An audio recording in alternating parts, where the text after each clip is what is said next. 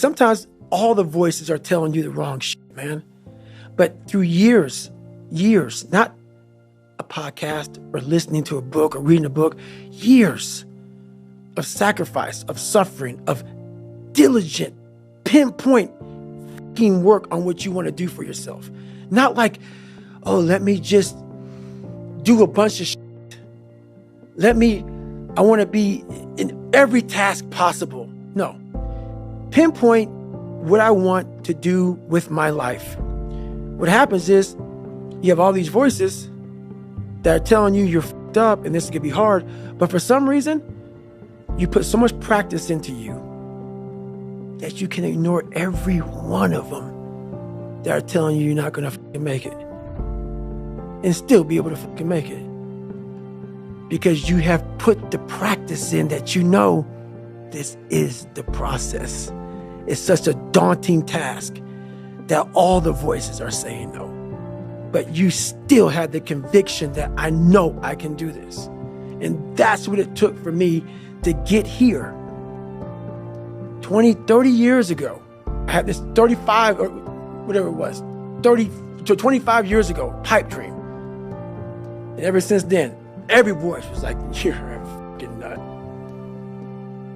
But when you put that practice in, every day you lace them up, and I don't mean run. It's just a metaphor for life. When you lace them motherfuckers up every day, pretty soon you win. Pretty soon you'll fucking win. If you have the courage and the heart and the dedication and the mindset of everybody can go fuck themselves. I know what I know. I've listened to myself enough to know I know what I know. None of you can hear what I'm hearing. And that's what people don't do enough of. They don't listen to their journey. They listen to everybody else's shit. Before you know it, I'm crazy. But if I'm so fucking crazy, why am I so successful? How'd that happen? I'm so misguided and fucked up and don't listen to him. Why am I the only one to do a whole bunch of shit? Why am I a trailblazer?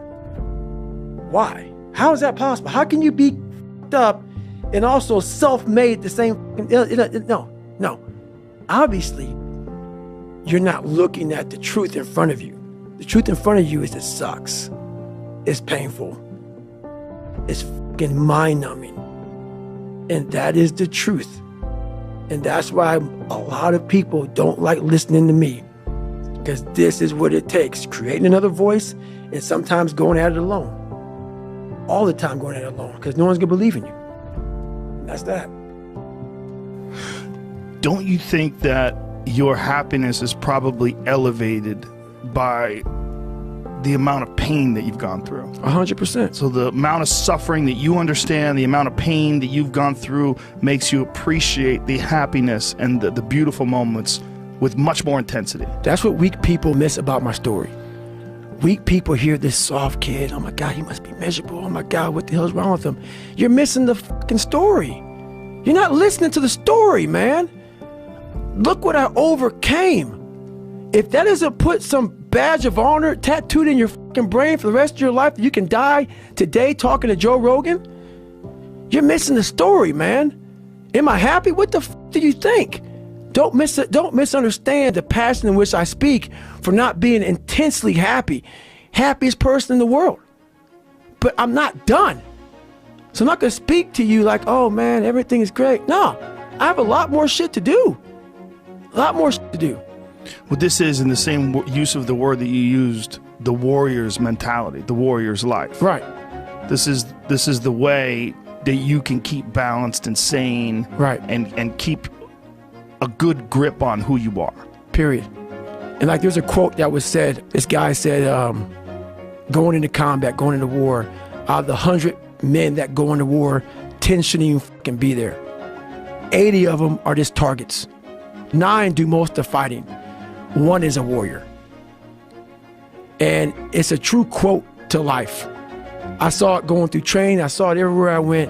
There's so many people who just show up to life that shouldn't even fucking be around.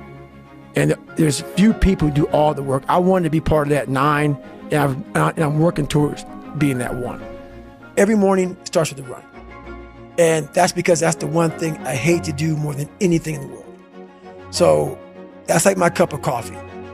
And I'm all about armoring yourself. So the second you leave your house, and the second you open your phone, the second you do any of that, you are now letting in poison and cancer. So I make sure a lot of things you can't avoid. So as I get up, I start to armor plate my mind and body. Like a person's going to war, you put your body armor on. That's what I'm doing on that run. I'm waking up and I'm giving myself all this armor. So when I come out in the world, and I look at that phone, I'm ready. I'm not waking up late. I'm not rushing around. I'm not disorganized because I know I'm gonna get hit in the fucking mouth. There's an art to getting hit in the fucking mouth. And that is why these things are important. You have to wake up and you have to give yourself belief. You have to give yourself confidence. So it starts with that run. So after the run, I come home, I eat something small. How long's the run typically at the moment? Nowhere under 12 miles. So 12 miles is the minimum. And what are you getting that done in? How long? It depends. Right now I'm running heart rate. So I'm running like 8:15s, 8:30s because I'm retraining right now. Because what's that? Is that zone 2 for you? Zone 2. Yep. Because of the leg surgery I had. So I'm going back, starting from scratch. So anywhere from about 1:30 to 2 hours, I'll run every day. Mm-hmm. So you're fasted on the morning? Yes. Up, straight out? Straight out. 90 minutes to 2 hours of running, back, yep. Eat, and I'm in the gym. So, and then after that, to whatever's on the plan for the day. That's how that works every day. Are you still doing your stretching? Because you've got every 2 night. hours of... Every night. 2 hours of meditation, Mm-hmm. 90 minutes to 2 hours of running. Mm-hmm. How long's the gym session? Depends, 45 to an hour and a half. Stretching, meditation, run, Mm-hmm. eat, Mm-hmm. gym. Mm-hmm. Is there something I'm missing, Jennifer? Oh, yeah. Yeah. Forgot about that. You cycle as well? Yeah. How long are you cycling? It just depends. I do stationary bike right now a lot. Uh-huh. What are you using? Is it like a watt bike or something similar? Yeah, something similar. Yep. So I put my bike on a like trainer, mm-hmm. and I cycle. Yep. At least 3 or 4 days a week I'll do that. So that's your day. There is no room for anything else. Yeah, there is a lot of room. So there's 24 hours, and I use it all pretty well. How's your sleep? What's your sleep like? It's really good. Okay. It You're is getting now. 8 hours-ish, something like that? 7, 8 hours. Mm-hmm. Yeah. Well, you'd need to with this sort of volume. 7, 8 hours. And you're still doing your stretching stuff? Every night. So you've got a 4-hour block, basically, of stretching and meditation? Well, no, that's all in one block. You combine the two, right? Yeah, that's all in one block. Cool. Yep. That's one hell of a day. It is, and it's been like that for 7 years. But going back to what you said before about needing to cap success, mm-hmm. you wouldn't be able to fit even 1/10 of that in. Exactly. If you were chasing down... Exactly. Yep. That's exactly it. So if all that's f***ed up, that's why I got to cap success. Because I can't put that in. And that's my growth factor. So, that's my human growth factor. I realized I was just a sorry motherfucker. I quit pararescue. I was afraid of the water. Every time shit got hard, like I said, I didn't have talent. I didn't have shit. And whenever shit got hard for me, I thought I was on my way out, and I got sucked back in. I become a loser again real quick. And I see them all the time. There's a lot of fucking losers out here that won't face it. I was like, oh man, you gotta go back and visit this motherfucker. I haven't seen my dad in fucking years, man. Years. But I knew where I came from. I knew where my mindset came from. I knew where my demons were. So my whole idea when I went back to see my dad was I was hoping that I could just fucking call myself a loser, and it's because of you, Dad. So I was hoping to go back and get the confirmation that I always wanted. That wasn't my fault. That voice in my head was so loud. It's not your fault, David. It's not your fault you can't read and write. It's not your fault that people call you fucking nigger. It's not your fault. It's not your fault this, not your fault that. It's not your fault that you're fat. It's not your fault that you quit shit. It's not your fault. So I was like, okay, man, I'm gonna go back, visit this motherfucker so I can just squash it and I can just go on and be a fucking loser because you fucked me up. And when I got there, I drove to Buffalo, saw my dad. Same routine as it was when I was 8 years old, man. Walked in, what's up? Went to Skateland. I sat in that fucking couch that he would cheat on my mom with. And I sat on that couch in the corner, and I was like, God, what the fuck, man? And it was a whole normal day. And the more I was around him, he started getting drunk. And I won't go through the whole thing, but I started seeing, man, I started having I always had these conversations with myself. I'm like, man, this motherfucker, he came from hell. His dad would put him in front of a furnace. And like, if he moved, he'd get burnt. So when my dad got beat, his dad would put him in front of a furnace. And if he would have moved, he'd fucking get burnt up.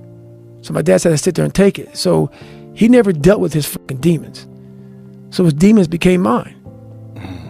His demons became mine. Motherfuckers think you die and the demon goes with you, man. Don't be a fucking fool, bro. You know, like, that's why I'm proud of myself. I took his demons and mine. And people were always looking for some great fucking apology. You know, oh my God, like, you know, my dad needs to say sorry, or people who fucking called you out your name, or nobody gonna come back and say sorry to you, motherfucker. Ain't nobody saying shit to you. You better fucking man the fuck up. So I looked at him. He didn't face his demons, but I'm gonna face mine. So on that drive back home, that's what I started doing.